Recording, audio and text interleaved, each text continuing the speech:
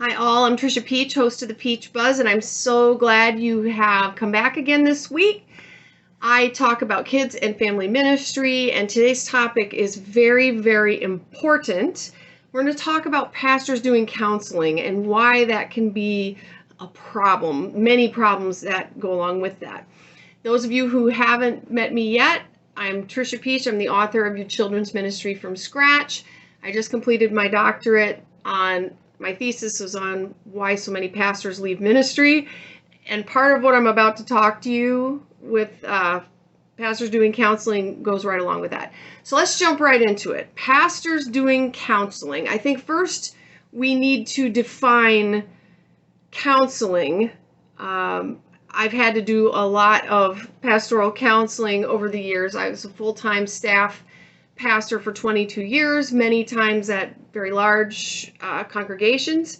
If you are a pastor, you know you've probably been asked to do counseling many, many times. When we say pastoral counseling, the problem I have with it is it can mean literally anything. You have no idea what they want to talk to you about. They're usually a parishioner. Sometimes they're not a parishioner, but they want to meet with you for counseling, and that could be anything. A child counselor knows they're meeting with a child. They know some of the issues that children face.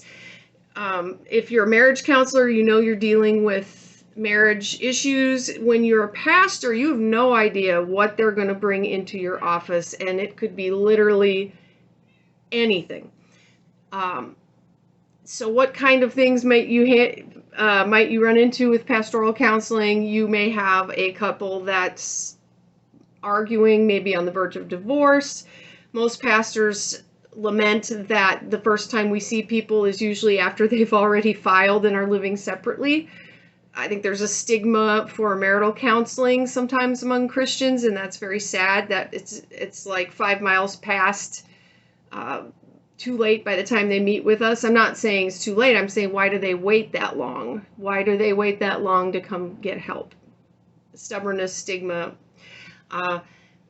I see quite a few parents that come in with their child for behavioral issues, disciplinary issues, and I'm going to cover that in just a second. You may have someone that's going through some severe spiritual issues. They're going through doubt.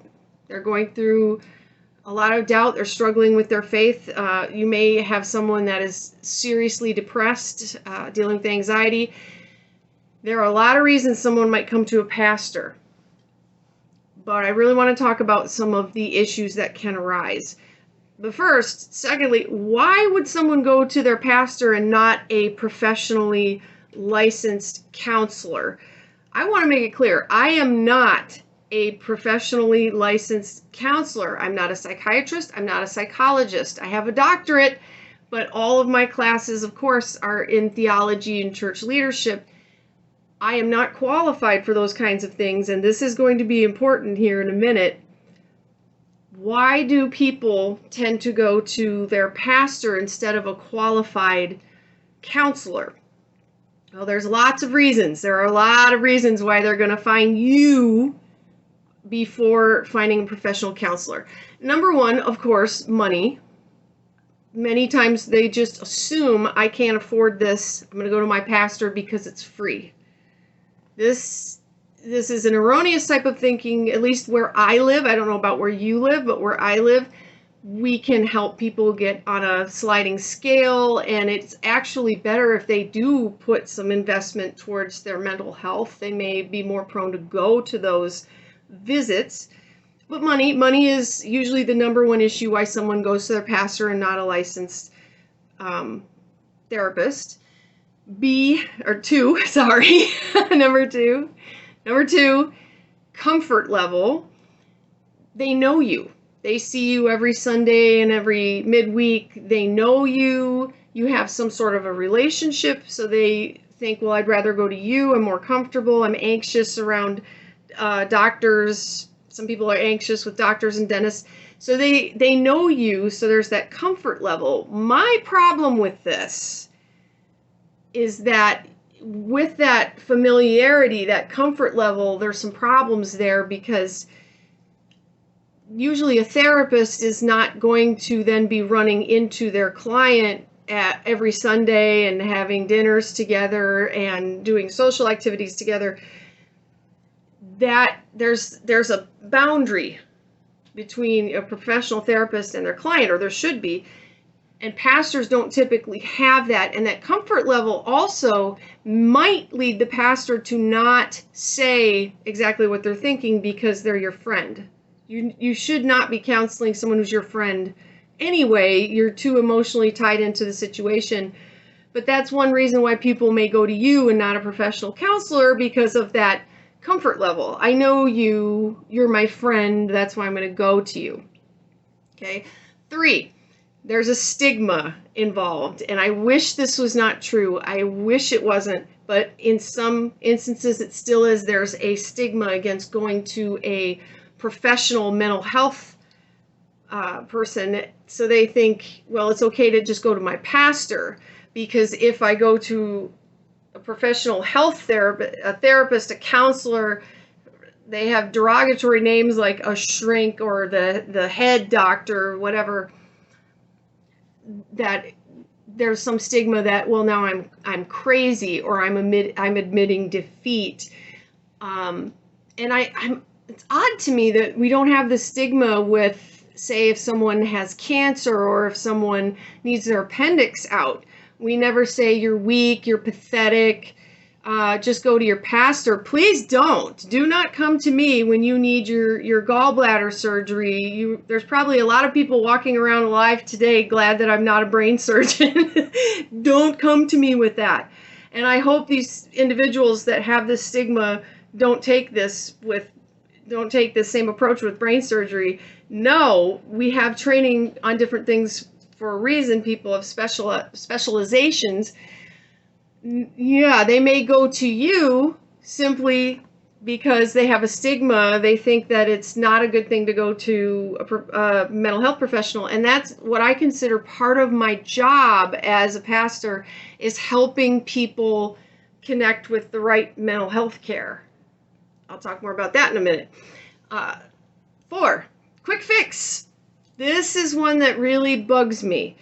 We have people all the time that, let's say the court ordered them to anger management, or they got caught drinking again after they promised their spouse they wouldn't, or they exploded with their temper and they hurt someone, they hit their spouse or something like that. And so just a marital issue. So they'll say, fine, I'll just go for pastoral counseling, and they just want a quick fix. They just want 1 or 2 sessions, and fine, I did it, I'm done, we're moving on. And of course, the major problem here is they never address the underlying issues, and yes, it's going to happen again, and it's going to escalate. They're using you, the pastor, to avoid dealing with the consequences for their actions. They don't want to do the hard work of recovery. They don't want to do the hard work to get better, but they'll say, I'm in counseling, so, to the spouse or to the court, you should just be happy with it now. I don't sign off on things like that. I tell them they have to find a professional therapist. We're going to get into the procedure that I choose to follow to kind of CYB cover your butt. But you don't want to be somebody's quick fix. It's not kindness. That's not love. That's not helping them, because you are letting them sweep it under the rug and pretend it's not happening. You're allowing them to continue on with the behavior. It shouldn't be a one and done. Well, fine, I went to the pastor for counseling and I'm done now. No, it's a lot of work to get better, to get over, say, a temper problem or alcoholism, drug addiction, and you should not be used as somebody's quick fix on that. Number 5, loneliness.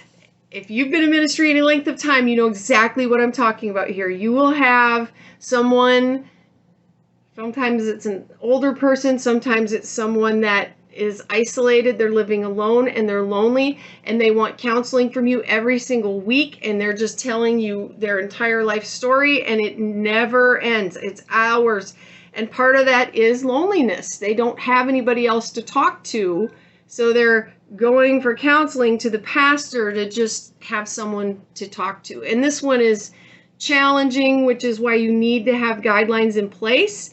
If you were at the church I was on staff at was massive, and if you allow this to keep going on, I'd be just all day. You have to have boundaries. You have to have boundaries that will take over your life. So these are some of the reasons why people may go to the pastor.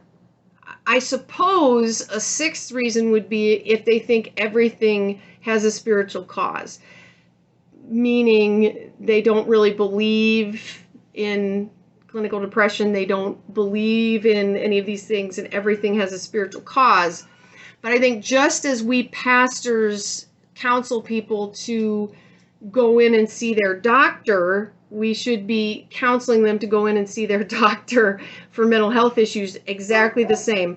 When someone is talking to me about having a problem with diabetes, I do not tell them that it doesn't matter or that they need to just toughen up. No, I tell them, hey, this person's a really great doctor, helped my dad with diabetes. This is a good place for you to go.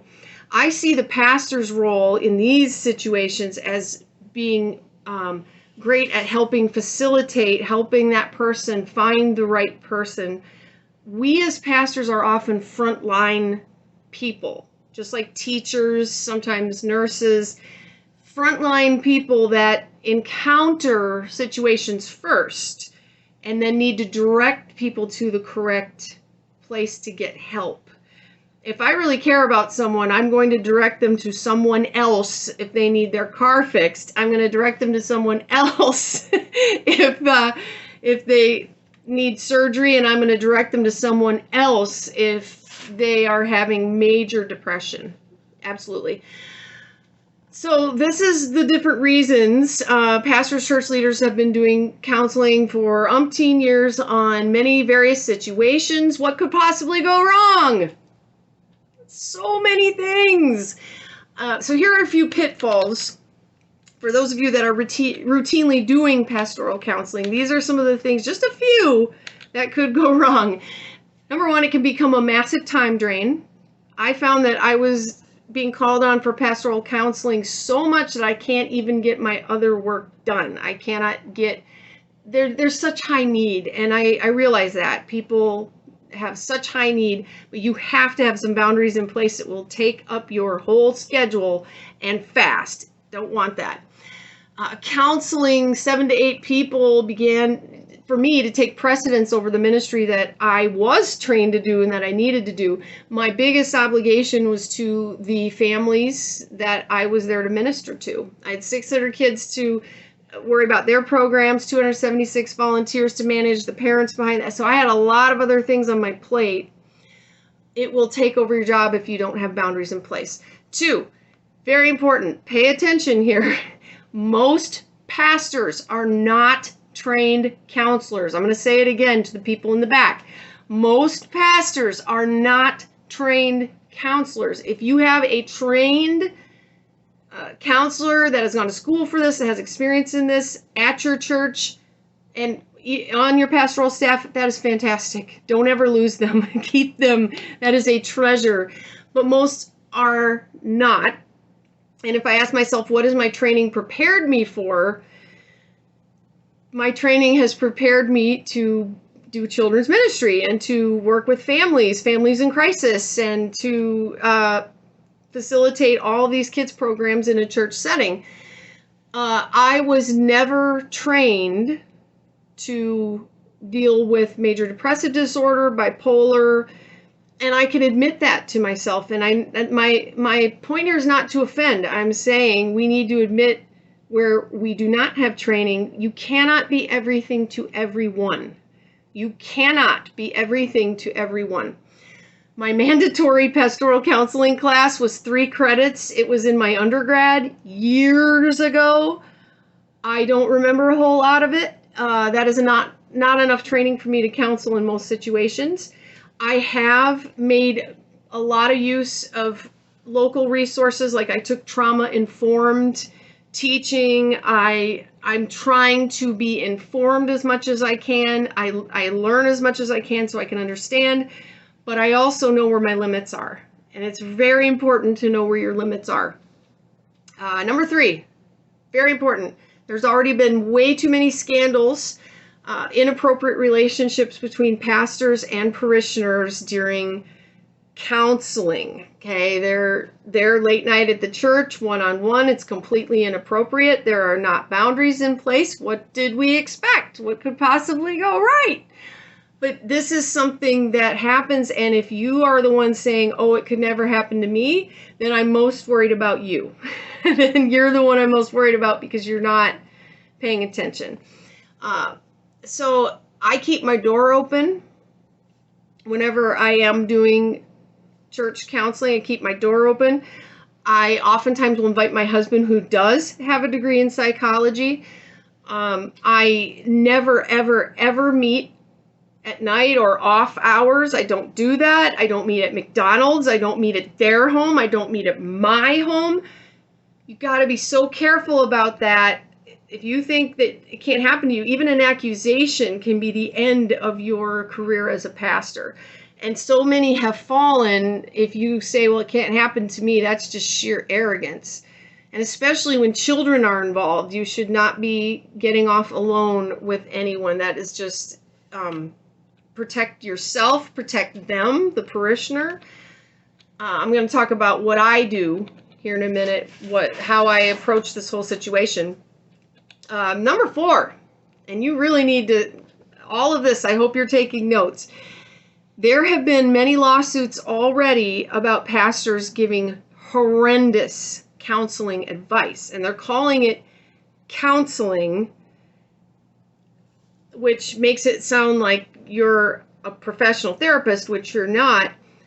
But someone comes to you with horrendous depression, let's just say, for example, and you give them some advice and they go home and kill themselves. The family may sue because you were not a trained licensed therapist and you tried to handle this yourself. Especially when children are involved, you should not be taking that upon yourself to say, here's what you need to do when you're seriously depressed or you're any type of self-harm or suicidal ideations. Number 1, you're a mandatory reporter. You must report it. You must. That is your legal obligation. That is your moral obligation. So if it is any kind of suspected harm to themselves or others, you have to report it. And then that goes out of my scope of training as soon as I realize, okay, this person may have a serious depression issue or they're threatening someone else. You need to get some help in there. If you start giving out counseling advice to people and something terrible happens, you may end up being responsible for what happens, and your church as well. I do not recommend that at all. You just need to be aware before you say, I'm counseling you, and then you tell them what to do and it goes disastrously. I would never want that to happen. I would be devastated. So you don't want to do that. The 5th one that you got to worry about is you may end up in a black hole situation.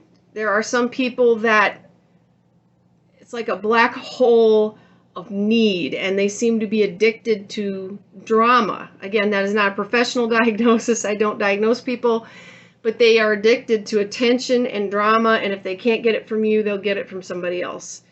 It'll end up taking over your life. The black hole situations, they'll monopolize your time. It'll have another emergency at 10:30 at night and need you. They'll have an emergency at 4 o'clock in the morning and they need you. And it's this need for drama in their lives. And again, that's not what you went to school for. So what do we do? Never do any counseling at all?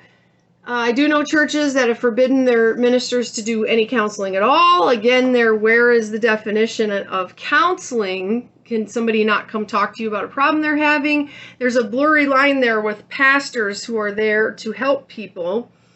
If you plan to offer counseling, please consider taking the following precautions. I highly recommend you take the following precautions.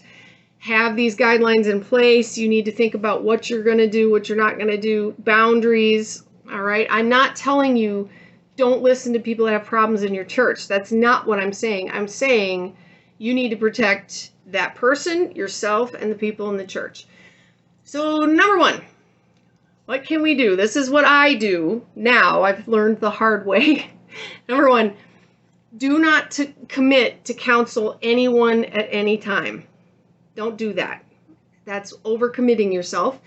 Anyone who's interested in counseling should call and ask for an appointment. They shouldn't just be walking in your office and unloading for 2 hours.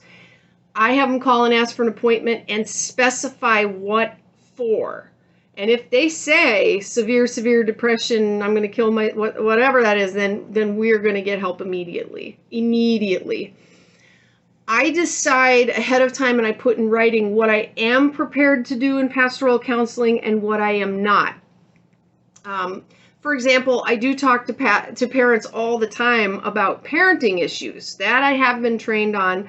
Household concerns with discipline, children that are having deep spiritual questions. I refer people immediately if I suspect there's any kind of abuse or danger. Number two, this is very important. I always follow the rule of three. The rule of three. What is the rule of three? No less than 3 people in a room at a time. I never ever meet alone with a child or anyone else for that matter, because I don't even want an accusation and I don't want it to look inappropriate. So the rule of 3 always happens. There has to be 3. I do not meet with people absolutely alone. And then also in the rule of 3, this is really important. Rule of 3, I will only meet with someone 3 times. I will only meet with someone 3 times. So after 3 times, okay, let's say they came in to talk to me about they're dealing with horrendous guilt about something in the past and they just can't forgive themselves. If it goes more than 3 visits, it's probably outside my scope of experience and I need to refer them on. Okay, number 3, remember, being compassionate does not mean saying yes to everything. You are still in control. You don't have to do what everybody demands of you. Just because they demand you do pastoral counseling for them does not mean you must. No, you are still in control of your schedule. You can say no to endless sessions, to a poor time or place choice, to any crossing of boundaries. At times it is the most compassionate answer to refer someone to a better place for help and support. If your gut is saying something's wrong, trust it and refer that person on. And I tell people right up front, I am not a licensed trained counselor. I'm a pastor, and that is my experience. That is my scope. So you have more control than you think, and you can say no when these things are uncomfortable. You are not obligated to meet with someone 17 times when you don't feel comfortable with it. You can say no. I have not yet met a pastor that got into ministry because they hate people. Most of the pastors I know, the day-to-day pastors, they work their small church, they have a love and a compassion for people, and they just want to help people, and they don't want to turn them away.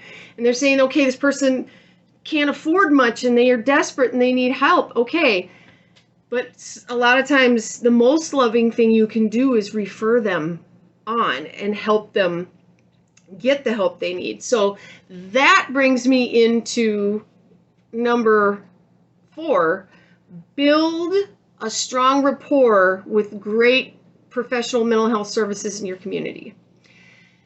Why? Because you're going to need to refer some people on, especially children's, child psychiatrists, psychologists. I just want to mention, because I know a lot of you are frustrated, I'm frustrated too.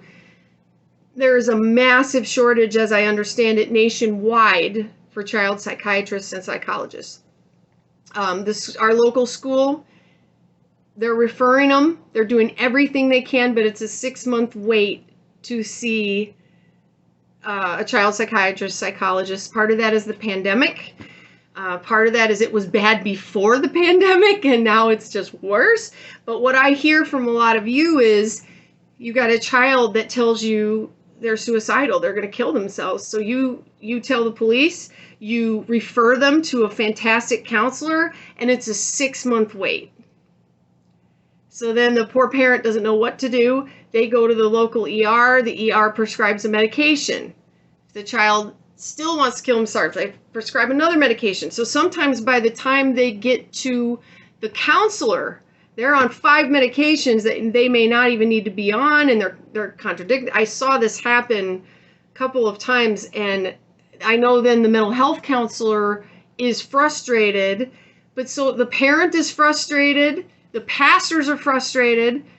I understand. There is a shortage of child psychiatrists. Look it up. It's on. I've read about it. I've seen it on the news. It's very frustrating. We do not have enough mental health professionals for children who are suffering right now. And yes, parents will come to you because they're desperate. Make sure they have taken the child to the ER. Make sure that they have made an appointment, even if it's 6 months away, and then help them get on a list for if someone calls in or a no-show so they can get them in any earlier. Look into ones further out. Go as far out as you have to. Maybe drive them there. Maybe say, I'll help you. I'll drive you there. It's 45 minutes away. It's an hour away. I know of kids that are having to go an hour away just to get help. And the waiting list is ridiculous. If you've watched this show, you know that depression, suicide in kids and preteens has skyrocketed. It is a crisis. Please do some research on that. It is a crisis. So if you are working with teenagers, working with kids, you need to be aware, and you need a rapport. You need to be able to tell a parent, hey, this is a great counselor. They have a sliding scale. I know funds are hard for you right now. I'll help you fill out the paperwork. Here's the phone number. I'll help you fill out the paperwork. Sometimes it's so scary and they just need somebody to help walk them through the process, okay? You're not a failure as a parent. You are not a failure. Here, let me help you fill out the paperwork. I know you don't make very much money. Let's do a sliding scale. They'll work with you.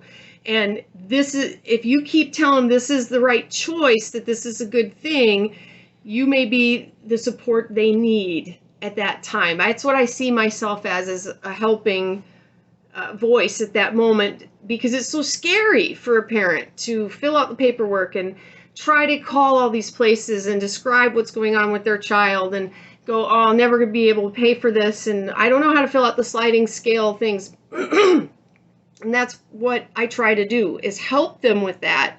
I don't try to do it myself. During that time, if they're waiting for that count, they're waiting the 6 months, which is usually 6 to 9 months or longer. Some of our child psychiatrists here near me are not taking new patients, and it's just so hard. It's very frustrating. But I try to just keep pouring on love and support for the parents and the child, keep telling the parents what to look for. This is when you need to run them back to the ER. It's very frustrating. If you have tips or stories, please put them down below, because this is one of the hardest things I know that kids and youth pastors are facing right now. So you need to know who are the counselors in your area, who has a sliding scale, who doesn't. Okay, who is going to help them? Remember, that's one of the number one issues. They're going to say money. I can't afford it. Find the ones that you know will do free or sliding scale. Help them apply for the state. There's sometimes state assistance with that, and if you can help them get that, there you go. Last but not least, go get more training. I have a doctorate, and I go for whatever training I can get in trauma informed and crisis and what are the signs of children in depression. I get any training I can.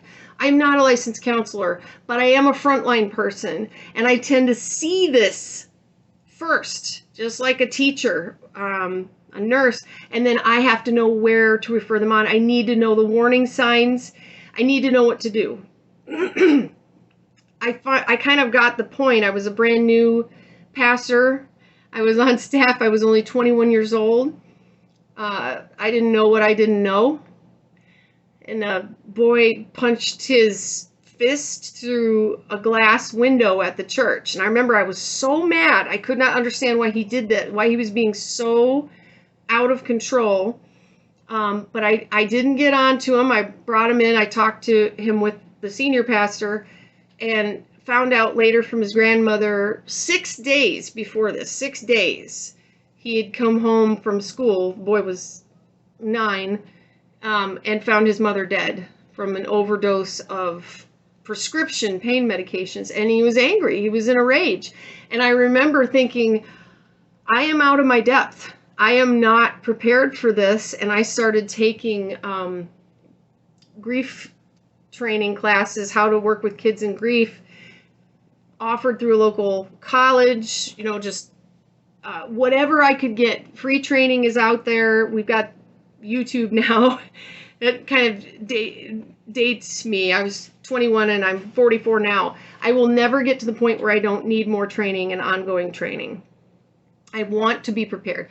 So these are some of the reasons why people are going to you for counseling, especially in the way things are with our economy right now. These are some of the pitfalls, that things you need to think about and protect yourself from. And there's some strategies to build some boundaries. What do you think? Please comment down below. Am I way off base? Am I heretic? What have you experienced? What are your suggestions? Please comment down below. Thank you for what you do every week for Jesus and his kids. We love you guys. I will see you next week on the Peach Buzz. Bye.